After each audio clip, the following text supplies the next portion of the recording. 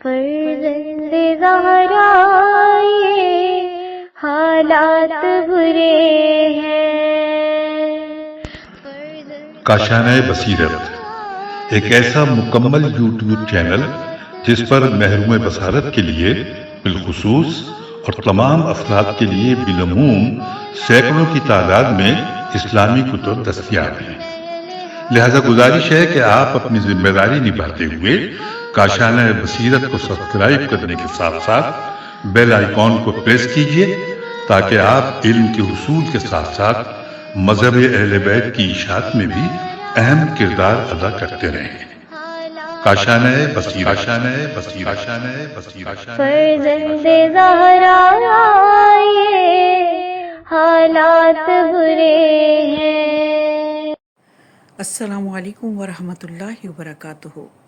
سامعین، آپ سماعت فرما رہے ہیں حسین بخش جاڑا صاحب کی کتاب اصحاب یمین۔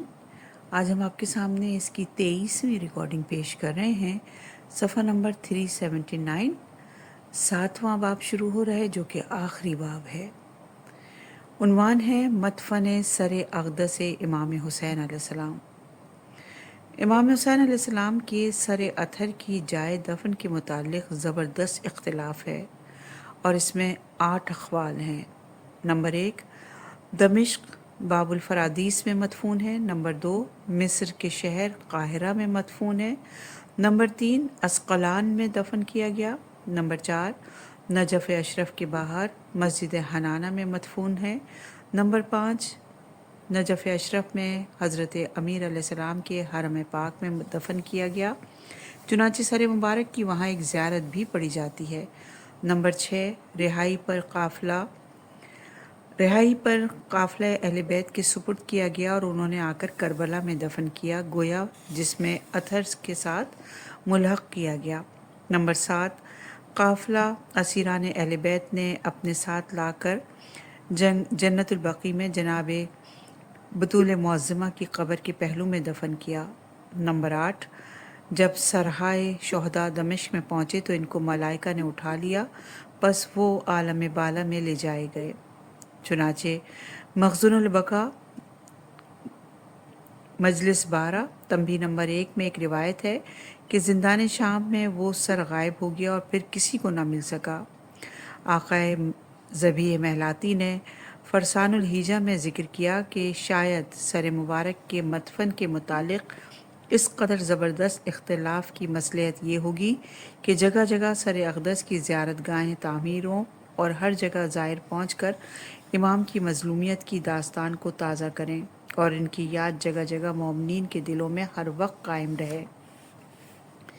صفحہ نمبر 380 ہے اور عنوان ہے حالات سر اقدس امام حسین علیہ السلام۔ سر مبارک امام حسین کوفے میں۔ فرسان الحیجہ میں مروی ہے کہ سر امام حسین علیہ السلام روز عاشور بوقت عصر ہی عمر بن سعد نے خولی بن یزید کو دے کر ابن زیاد کی طرف روانہ کیا اور حمید بن مسلم کو بھی اس کے ہمراہ روانہ کیا، اور بعض نے کہا کہ امام پاک کے سر کو لے جانے والا شمر تھا۔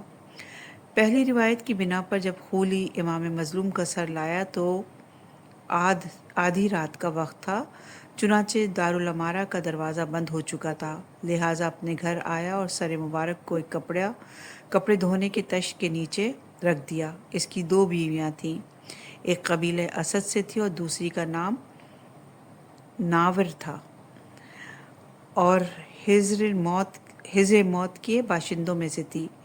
جب خولی نوار کے قریب آیا تو اس نے پوچھا کیا لایا ہے؟ اس نے جواب دیا امام حسین کا سر لایا ہوں۔ نوار غصے سے اٹھ کھڑی ہوئی اور کہنے لگی اے بدبخت، لوگ کمانے کے لیے گھر سے جاتے ہیں اور تو پیسہ روپیہ لاتے ہیں اور تو میرے گھر میں فرزند پیغمبر کا سر لایا ہے۔ خدا کی قسم اب کے بعد کبھی تیرا اور میرا سر ایک سرہانے پر جمع نہ ہوگا۔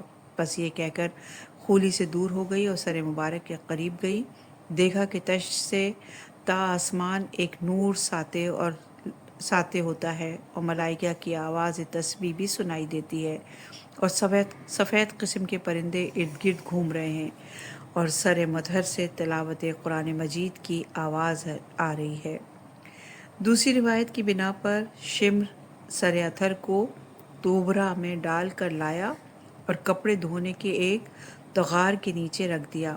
جب چاند غروب ہوا اور رات تاریک ہوئی تو شمر کی ایک مومنہ بیوی اپنی جگہ سے اٹھی، دیکھا کہ تغار سے آسمان تک نور ساطع ہے۔ فوراً شمر سے پوچھا کہ تو چیز کیا لایا ہے؟ اس نے جواب دیا خارجی کا سر ہے۔ اس نے پوچھا وہ کون تھا؟ اس نے کہا وہ حسین بن علی تھا۔ تو وہ مومنہ سنتے ہی اتنی روئی کہ وہ بے ہوش ہو گئی۔ جب ہوش میں آئی تو کہنے لگی اے مجوس سے بدترین انسان، تجھے خدا کا خوف نہیں آیا؟ یہ کہہ کر باہر آئی اور سر کو تغار سے نکال کر سینے سے لگایا۔ ارد گرد محلے کی مومنہ عورتوں کو بھی جمع کیا اور کوہرام میں ماتم بپا ہوا۔ زوجہ شمر کا بیان ہے کہ میں نے اچانک دیکھا گھر کی دیوار شق ہوئی اور میں بے ہوش ہو کر گر گئی۔ گویا عالم خواب میں دیکھا کہ ایک نور عظیم ظاہر ہوا اور بادل کا ٹکڑا سامنے آیا۔ گویا وہ عماری نور تھی جس سے دو بیویاں اتریں اور سر کو اٹھا کر سخت روئیں۔ میں نے پوچھا یہ عورتیں کون ہیں؟ تو ہاتف کی آواز آئی ایک فاطمہ زہرا اور دوسری خدیجہ الکبریٰ ہیں۔ بس چند مرد نازل ہوئے اور پوچھنے سے معلوم ہوا حضرت محمد مصطفیٰ صلی اللہ علیہ وآلہ وسلم، علی مرتضیٰ، حمزہ اور جعفر طیار تھے۔ وہ سب اس سر کو بوسہ دیتے اور روتے تھے۔ جناب فاطمہ اور خدیجہ الکبریٰ دونوں شمر کی زوجہ کی طرف روانہ ہوئیں اور فرمایا اے بی بی، ہم تیری ممنون احسان ہیں کہ تو نے اپنے گھر میں ہمارے فرزند حسین کی مجلس غم منعقد کی اور گریہ و ماتم کیا، پس تو بہشتی محلات میں ہمارے ہمراہ ہوگی۔ جب وہ بیدار ہوئی تو دیکھا سر گود میں ہے، پس شمر آیا اور سر طلب کیا تو اس مومنہ نے کہا مجھے طلاق دے دو، میں ہرگز یہ سر نہ دوں گی۔ شمر نے تلوار کی ضربت سے اس مومنہ کو شہید کر دیا۔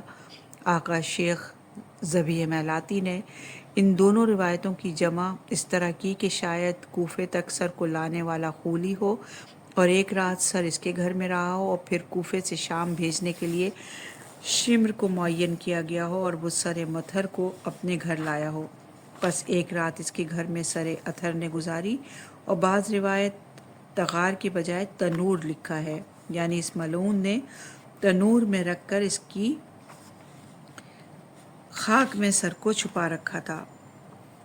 جب زن مومنہ نماز تہجد کے لیے اٹھی تو مطبخ میں روشنی دیکھی اور تنور میں خاک کے نیچے مظلوم کربلا کا سر دیکھا اور اس کو اٹھایا تو پہچان گئی۔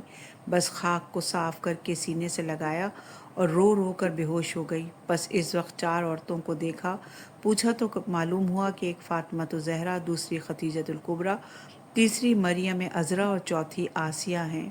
یہ روایت مخزن البکا میں موجود ہے۔ روایت بحار الانوار مسلم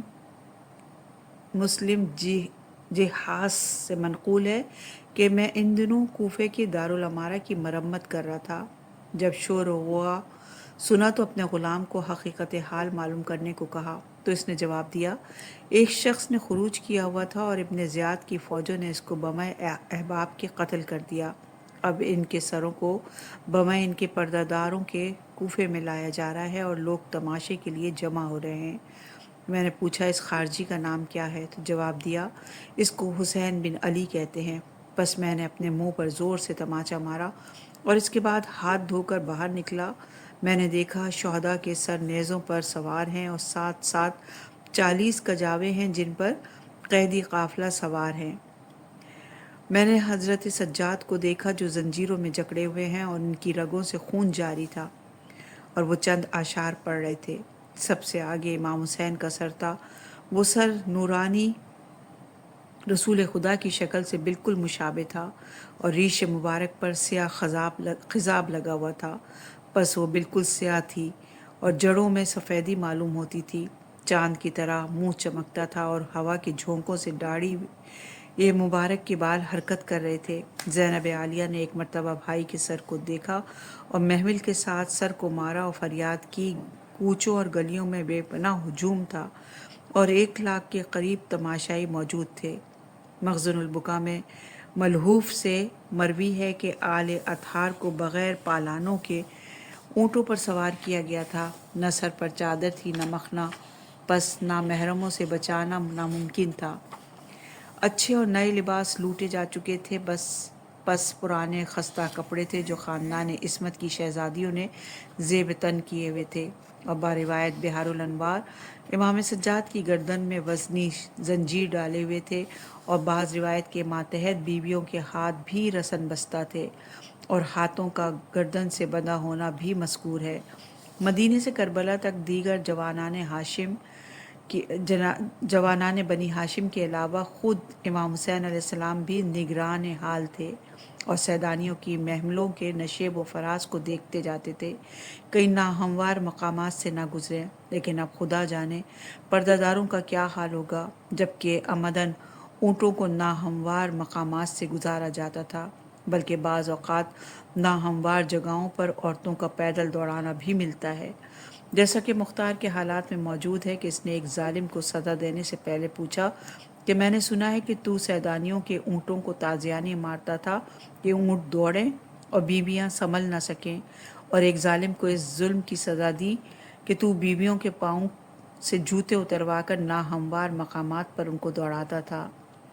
توضیح اعضاء میں ہے کہ جب کوفے کے قریب قافلہ پہنچا اور سیدانیوں نے اپنے لباس کی خستگی اور کوفے کی جمعیت اور اپنی بے پردگی کا اندازہ کر کے خصوصاً جناب زینب عالیہ نے بواسطہ فضہ کے شمر سے خواہش کی کہ ہم اس لباس کے ساتھ بازار میں جانے کے قابل نہیں، لہٰذا ہمیں شارع عام سے نہ لے جایا جائے، اور اگر خواہ مخواہ ایسا کرنا ہی ہے تو ہمیں چادریں دی جائیں۔ لیکن شمر ملعون نے جواب دیا کہ اے فضہ، اپنی مخدومہ سے کہو اب تم کوفے کی شہزادی نہیں ہو بلکہ ابن زیاد کی اسیرہ ہو، لہٰذا اسی حالت سے جانا پڑے گا۔ نیز مروی ہے کہ باوقت داخلہ کوفہ اکثر محلات جن میں شیعہ آبادی زیادہ تھی، ان کی شاہراہوں پر پولیس کو مسلط کر دیا گیا کہ کوئی حالات سے باخبر نہ ہو، مبادا بغاوت کھڑی نہ ہو جائے، اور یہ روایت بھی مخزون البکا میں موجود ہے۔ بی بی عالیہ نے بھائی کی شہادت کو زندہ کرنے کے لیے بازار میں خطبے بھی پڑھے اور اپنے حسب و نسب سے بھی آگاہ کیا، اور جو لوگ یہ سن چکے تھے کہ کوئی خارجی مارا گیا ہے، ان کو معلوم ہو گیا کہ رسول خدا صلی اللہ علیہ وآلہ وسلم کا خاندان تباہ کر دیا گیا ہے۔ نامعلوم دربار ابن زیاد میں کہنہ لباس کے ساتھ بی بی نے وقت کیسے گزارا ہوگا، جبکہ کنیزوں نے احاطہ کیا ہوا تھا اور وہ ایک گوشے میں بیٹھی تھیں، اور ابن زیاد نے پوچھا کہ یہ کون ہے، تو جواب ملا کہ یہ زینب بنت علی ہیں۔ ابن زیاد نے حکم دیا کہ امام کے سر مبارک کو کوفے کی گلی کوچوں میں پھرایا جائے۔ فرسان الحیجہ میں بروایت ابن شہر آشوب مذکور ہے کہ سر مبارک کو اگلی گلی میں لٹکایا گیا تو کھانسنے کے بعد سر امام نے سورہ کہف کی تلاوت شروع کر دی، پس وہاں سے نقل کر کے آگے لے گئے اور ایک درخت پر لٹکایا گیا اور سر مبارک نے پھر تلاوت شروع کر دی۔ بروایت تلزم زہرہ حارث بن وکیدہ کہتا ہے کہ میں نے قرأت سن کر تعجب کیا اور متفکر تھا کہ آیا یہ امام حسین کی آواز ہے جو میں سن رہا ہوں۔ اچانک امام مظلوم نے مجھے خطاب کر کے کہا، یعنی اے ابن وکیدہ، تجھے معلوم نہیں کہ ہم گروہ ائمہ اللہ کے نزدیک زندہ ہوا کرتے ہیں؟ حارث بن وکیدہ کہتا ہے کہ یہ سن کر میں نے ارادہ کیا کہ موقع ملے اور اس سر کو چوری کر کے لے جاؤں، پس وہ میرے دل کی بات کو بھانپ کر فرمانے لگے، اے ابن وکیدہ، تجھے یہ کام میسر نہ ہوگا، اور میرے قتل کرنے سے اللہ کے نزدیک میرا گلی کوچوں میں پھرانا سخت ظلم ہے، پس تو اس کام میں ہاتھ نہ ڈال۔ ان لوگوں کو بہت جلدی ہے اپنے کیے کی سزا مل جائے گی اور دوزخ ان کا ٹھکانہ ہوگا۔ صفحہ نمبر 385 ہے۔ عنوان ہے دربار ابن زیاد۔ ابن زیاد کو جب قافلہ اسیران اہل بیت کے داخلہ کوفے کی اطلاع ملی تو اس نے دربار عام لگایا اور منادی کو پھرایا کہ مجلس عام طلب کی، چنانچہ فوراً ہی شہری اور دیہاتی ہر قسم کے لوگوں سے دربار پر ہو گیا۔ اس کے بعد سروں کے کو حاضر کرنے کا حکم دیا۔ چنانچہ سب سے پہلے ایک تشت طلا میں مظلوم کربلا کا سر پیش ہوا۔ روضۃ الاحباب سے منقول ہے، خولی نے بشیر بن مالک کے ہمراہ امام کا سر پیش کیا تو بشیر بن مالک نے یہ اشعار پڑھے: میرا برتن سونے اور چاندی سے پر کر دے، کیونکہ میں نے بڑے سردار کو قتل کیا ہے۔ میں نے ایسے سردار کو قتل کیا ہے جس کا نسب ماں باپ کے لحاظ سے تمام لوگوں سے بہتر ہے۔ اس کا بیٹا ہے جس نے بچپنے میں دونوں قبلوں کی طرف نماز پڑھی۔ میں نے نیزے سے اس کو منہ کے بل لٹا دیا۔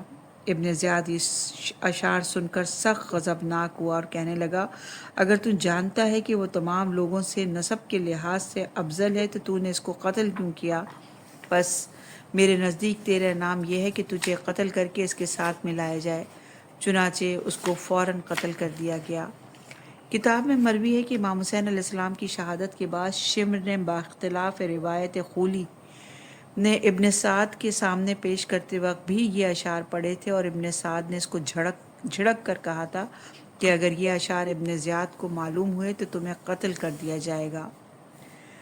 صفحہ نمبر 386 ہے۔ خلاصہ: جب امام مظلوم کا سر ابن زیاد کے سامنے رکھا گیا تو وہ بہت خوش ہوا، اور اس کے ہاتھ میں ایک چھڑی تھی۔ وہ امام مظلوم کے دندان مبارک پر مارنے لگا اور ساتھ ساتھ یہ بھی کہتا تھا کہ تیرے دانت کس قدر خوبصورت ہیں، اور بعض روایت میں ہے کہ اے حسین تیری داڑھی بہت جلدی سفید ہو گئی ہے۔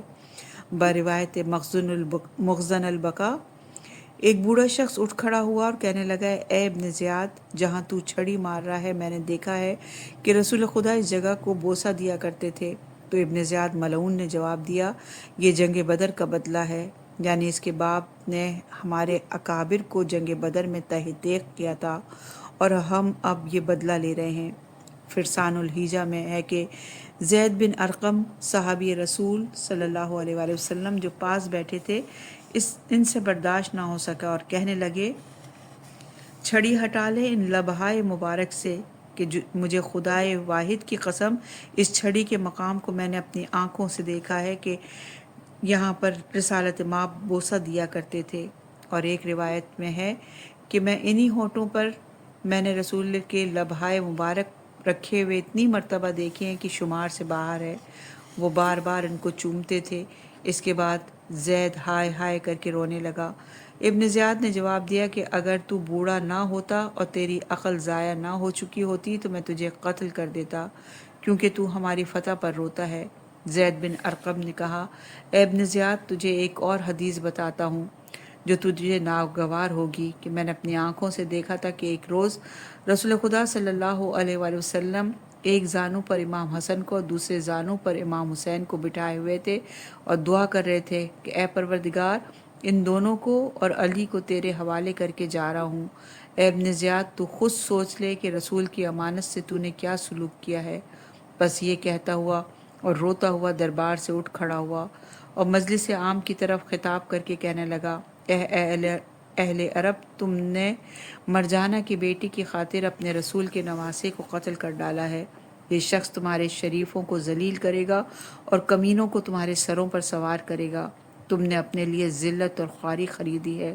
خدا کی رحمت سے دور ہے وہ شخص جو بے حیائی اور بے غیرتی کو اپنے لیے فخر محسوس کرے۔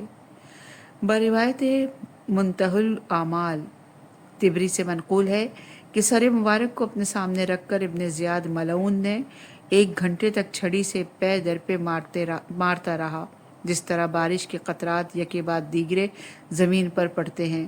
بروایت قمقام جب ام رباب نے دیکھا تو سہ نہ سکیں، اٹھ کھڑی ہوئیں اور ایک مرتبہ امام مظلوم کے سر کو اٹھا لیا اور گود میں رکھ کر اس کو بوسہ دیا اور ہائے ہائے کر کے رونے لگیں، اور پھر 2 شعر پڑھے جن کا مقصد یہ ہے کہ مجھے اپنے آقا حسین کا وہ وقت ہرگز نہ بھولے گا جبکہ ہر طرف سے تیر ان پر پڑ رہے تھے۔ ظالموں نے ان کے لاش مطہر کو سر زمین کربلا میں بے گور و کفن چھوڑ دیا ہے۔ مخزن البقا میں تبر مذاب سے منقول ہے کہ حشام بن محمد کہتا ہے کہ میں دربار ابن زیاد میں موجود تھا جب امام مظلوم کا سر پیش ہوا۔ وہاں ایک کہانہ काहिना मलूना बैठी थी। इसने इब्न ज़ियाद को कहा कि खड़े होकर इस पर अपना कदम रखो। चुनाचे इस बदनिहाद ने इस औरत की बात मानकर खड़े होकर अपना निजिस कदम कुरान नातिक पर रखा और ज़ैद बिन अरकम से कहने लगा, क्या ये खूब है? तो ज़ैद बिन अरकम ने जवाब दिया, खुदा की कसम मैंने इसी मकाम पर रसूल खुदा को अपना मुंह रखते देखा है जहाँ तूने अपने कदम रखे हुए हैं। और इसी किताब से मरवी है कि जब इमाम मज़लूम का सर इब्न ज़ियाद के पास के सामने पेश था तो चूंकि शिमर मलऊन ने इमाम मज़लूम को पसे पुश से ज़िबा किया हुआ था और कुंद खंजर से ज़रबे मार मार कर 12 ज़रबों से गला काटा था, लिहाजा गर्दन के साथ कुछ चमड़ा और गोश्त लटक रहा था। जब इब्न ज़ियाद मलऊन ने देखा तो एक हज्जाम को बुलाया और हुक्म दिया कि लटके हुए चमड़े और गोश्त को काट डाले। चुनाचे इस हज्जाम ने कैंची से तराशना शुरू किया और सर को गोल बनाकर इब्न ज़ियाद के सामने रखा और ज़ायद चमड़ा, हड्डियाँ और गोश्त के रेज़े नीचे फेंक दिए। बक़ुदरत खुदा इस हज्जाम के हाथ इसी वक्त खुश्क हो गए और अज़ाब खुदाबंदी में गिरफ़्तार हुआ। बस उमर बिन हरीस ने खड़े होकर कहा, ए अमीर, तूने हस्बे मंशा सर मज़लूम पर जुल्म कर लिया है और अब वो रेज़े जो गिरे हैं मुझे बख्श दे। इब्न ज़ियाद ने पूछा, इनको तू क्या करेगा? तो इसने जवाब दिया, मैं इनको दफन करूँगा। बस इस मलऊन ने इजाज़त दी। चुनाचे इस शख्स ने हज्जाम के तराशे हुए गोश्त, हड्डियाँ, रगों और चमड़े के टुकड़ों को जमा किया और एक रुमाल में बांध कर घर ले आया और उनको गुस्ल कफन देकर खुशबू लगाकर दफन कर दिया। फरसानुल हिजा में रोज़तुल अहबाब से मनकूल है कि छड़ी मारने के बाद इब्न ज़ियाद ने सर मतहर को अपने हाथों पर रखा और अपने मुंह के सामने पकड़कर इसको गौर से देख रहा था कि अचानक इसके हाथ में लर्ज़ा आया और सर मुबारक इसकी एक रान पर आ लगा और खून का एक कतरा टपका जो इसके कपड़ों से गुजरकर इसकी रान में सुराख करके ज़मीन पर जा पहुंचा। इसके बाद वो मलऊन इसका इलाज करता रहा लेकिन तंदुरुस्त ना हो सका और इसमें बदबू पड़ गई और वो मुश्क को अंबर से इसको पुर करता था ताकि इसकी बदबू से निजात पाए। बस 6 साल मुतवातिर इसी अजाब में रहकर इब्राहिम बिन मालिक अश्तर की तलवार से वासिल जहन्नुम हुआ और इब्राहिम ने इस खबीस के मुर्दा को इसी अलामत से ही पहचाना था। सफ़ा नंबर 389 है। उन्वान है कूफे से शाम तक। इब्न ज़ियाद ने यजीद को वाक़े करबला की इत्तला बज़रिए हरकारा के भेजी तो वहाँ से हुक्म पहुँचा कि शहदा के सरों को बमे काफ़िला असीरान अहले बैत के शाम ले जाएं। चुनाचे ज़जर बिन कैस को 50 आदमियों के हमरा सरों पर निगरां करके शाम की तरफ रवाना किया। इमाम सज्जाद के हाथों में जंजीर डाली गई और तौक़ गिरा गर्दन में डाला गया और बरवायत मखज़ूनुल बुका अहले हरम औरतों बच्चों को रस्सियों से बांधा गया और निहायत बेदर्दी से उनको बरहाना पुश्ते ऊँटों पर सवार किया गया। हर देखने वाला इनकी हालत ज़ार को देख कर रो रहा था। बीवियों के सरों पर चादरें ना थीं और बरिवायत अबू मुखन्नफ इमाम सज्जाद को भी एक बरहना पुश्त ऊँट पर सवार किया गया। इनके कदमों से खून जारी था और काफ़िले के आगे आगे थे और इनके पीछे शिम्र, शबस बिन रबई, खूली और उमरो बिन हज्जाज ज़ुबैदी को 1000 की फ़ौज देकर हिफाजत के लिए भेजा और वो पहली मंजिल में ही ज़िजर बिन कैस से जा मिले। मरवी है कि सरों को नेज़ों पर सवार करके असीरान अहले बैत के ऊँटों के आगे आगे रखते थे और इसी हालत में शहर ब शहर तशहीर करते जाते थे। बरिवायत सैयद इब्न ताऊस एक आदमी को मक्के में देखा गया जो ग़िलाफ़ काबा से चिमट कर कह रहा था, ए अल्लाह मुझे बख्श दे, लेकिन मैं जानता हूँ कि तू मुझे ना बख्शेगा। लोगों ने इसको सरजनिश की कि गुनाह अगर बारिश के क़तरात और दरख्तों के औराक़ से भी ज़्यादा हों तब भी रहमत खुदावंदी से मायूस नहीं होना चाहिए। तू कौन है जो इस मुक़द्दस मकान पर आकर रहमत परवरदिगार से मायूस है? इसने जवाब दिया, मैं सर मुबारक के 50 मवक्किलीन में से एक हूँ जिनको सर हुसैन के हमरा शाम भेजा गया था। जब कूफे से एक मंजिल के फासले पर पहुँचे और वो पहली ही मंजिल थी, सर अथर को संदूक में रखकर मेरे साथियों ने शराब पी और मस्ती में सो गए, लेकिन मैंने शराब नहीं पी, लिहाजा बेदारी में देख रहा था کہ آسمان کے دروازے کھلے اور بجلی کی چمک اور رات کی گرج سی معلوم ہوئی۔ آواز سنی کہ آدم، صفی اللہ، نوح، ابراہیم، اسماعیل، اسحاق اور خاتم الانبیاء علیہ السلام تشریف لائے ہیں۔ پس جبرائیل ایک جماعت ملائکہ کے ہمراہ اور جماعت انبیاء رسول خدا صلی اللہ علیہ وآلہ وسلم کو تعزیت دینے کے لیے اترے ہیں۔ چنانچہ سب کے سب بہت روئے۔ جبریل نے عرض کیا، میں آپ کا فرما بردار ہوں، اگر حکم ہو تو آپ کی امت پر زمین کو الٹا دوں جیسے قوم لوط پر الٹائی تھی۔ آپ نے فرمایا، چھوڑو، میں اللہ کی بارگاہ میں خود ہی ان سے حساب لوں گا۔ پس فرشتوں نے عرض کیا، ہمارے پروردگار کی جانب سے ان 50 مردوں کے عذاب کا حکم ہوا ہے۔ پس آپ نے اجازت دی اور فرشتوں نے حربوں سے ان کا کام تمام کیا۔ جب میری باری آئی تو میں نے فریاد کی، یا رسول اللہ مجھے بچائیے، تو آپ نے فرمایا، اس کو چھوڑ دو، خدا اس کو نہ بخشے۔ چنانچہ انہوں نے مجھے چھوڑ دیا، اور جب صبح ہوئی تو میں نے دیکھا کہ میرے ساتھی سب کے سب خاکستر ہو چکے ہیں۔ قمقام میں سواق المحرقہ سے منقول ہے کہ ملائین پہلی منزل پر شراب نوشی میں مشغول تھے کہ دیوار سے ایک ہاتھ ظاہر ہوا جس نے آہانی قلم سے دیوار پر شعر لکھا، کیا وہ امت جس نے حسین کو شہید کر ڈالا ہے بروز قیامت اس کے نانا کی شفاعت کی امید رکھ سکتی ہے؟ ابن شہر عاشوب نے انس بن مالک سے روایت کی ہے کہ اہل نجران نے زمین کھودی تو ایک تختی برآمد ہوئی جس پر یہ شعر لکھا تھا، اور اس زمانے کے ماہرین آثار قدیمہ سے دریافت کیا گیا تو انہوں نے جواب دیا کہ یہ بعثت سرور کائنات سے 300 برس قبل کا لکھا ہوا ہے، اور بعض کتب میں سے ہے کہ 500 برس پہلے کی تحریر تھی۔ تذکرۃ الخواص العامہ سے بروایت سلمان بن یسیار منقول ہے کہ ایک پتھر پر لکھا ہوا پایا گیا، یقیناً قیامت کے روز جب جناب فاطمہ میدان محشر میں تشریف لائیں گی تو ان کی قمیص خون حسین سے آلودہ ہوگی۔ نیز مروی ہے کہ چونکہ ان لوگوں کو ڈر تھا کہ مبادا عرب قبائل قتل حسین سے ہی جان میں آ جائیں اور لڑائی چھیڑ دیں، اس لیے سروں کو بمِ قافلہ اسیران اہل بیت کے شہروں اور آبادیوں سے کنارہ کرتے ہوئے جنگلات ویرانوں سے لے جایا گیا۔ شاید پہلی منزل قادسیہ ہو۔ بروایت ابو مخنف جانب شرقی حساسہ سے گزرے اور تکرید بغداد سے تقریباً 30 فرسخ کے فاصلے پر ہے۔ وہاں سے رخ کیا، شہر کے عامل کو خط لکھا کہ ہمارے لیے خورد و نوش کا انتظام کیا جائے اور استقبال کی تیاری کی جائے، کیونکہ ہمارے پاس ایک خارجی کا سر ہے۔ پس شہر کو مزین کیا گیا، اور جو پوچھتا تھا کہتے تھے کہ ایک خارجی کے سر کو لایا جا رہا ہے۔ اس وقت ایک نصرانی نے کہا کہ یہ غلط کہتے ہیں، بلکہ امام حسین بن علی کا سر ہے، اور میں اس وقت کوفے میں تھا جب ان کو شہید کر دیا گیا۔ لوگوں نے جب سنا تو ماتم کرنے لگے اور حکومت کے مخالف ہو گئے۔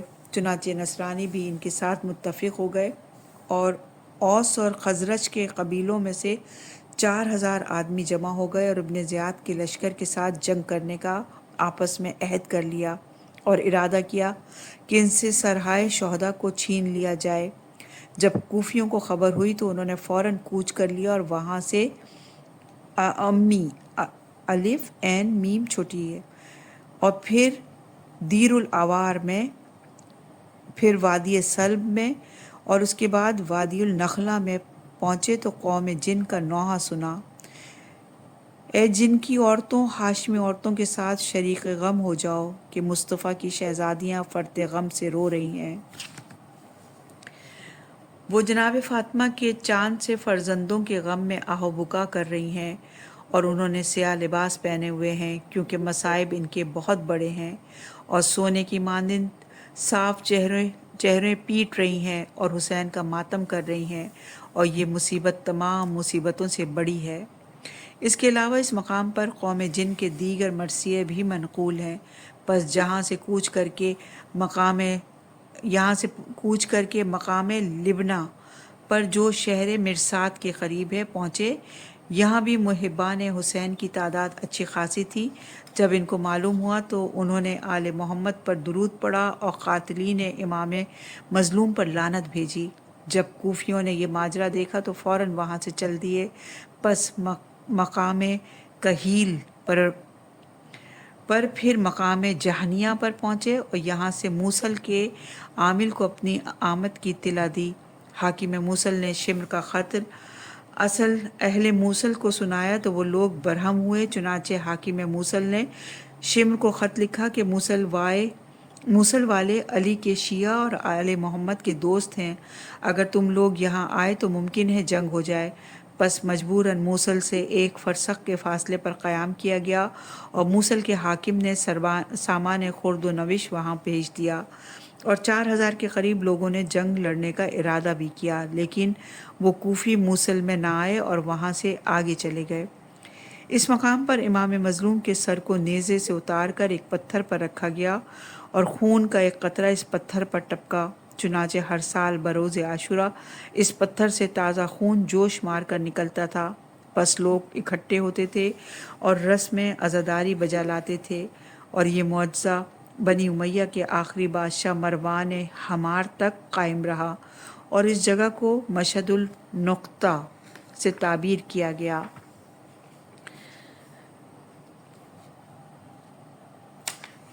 مشہد النقطہ سے تعبیر کیا جاتا ہے۔ مروان نے وہ پتھر وہاں سے اٹھوا کر اس معجزے کو ختم کر دیا۔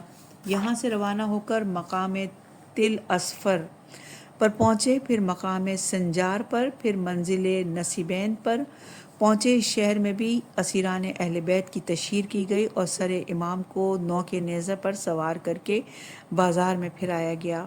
اس کے بعد دعوات کے حاکم کو اپنے آنے کی اطلاع بھیج دی گئی۔ حاکم دعوات نے فوجیوں کے لیے خرد و نوش کا انتظام کیا اور شہر کے عمرہ اور رؤسا کے ساتھ استقبال کے لیے شہر سے باہر آیا۔ سامنے فوج تھی، پھر سرہائے شہداء جو نیزوں پر سوار تھے، پھر قافلہ مستورات تھا۔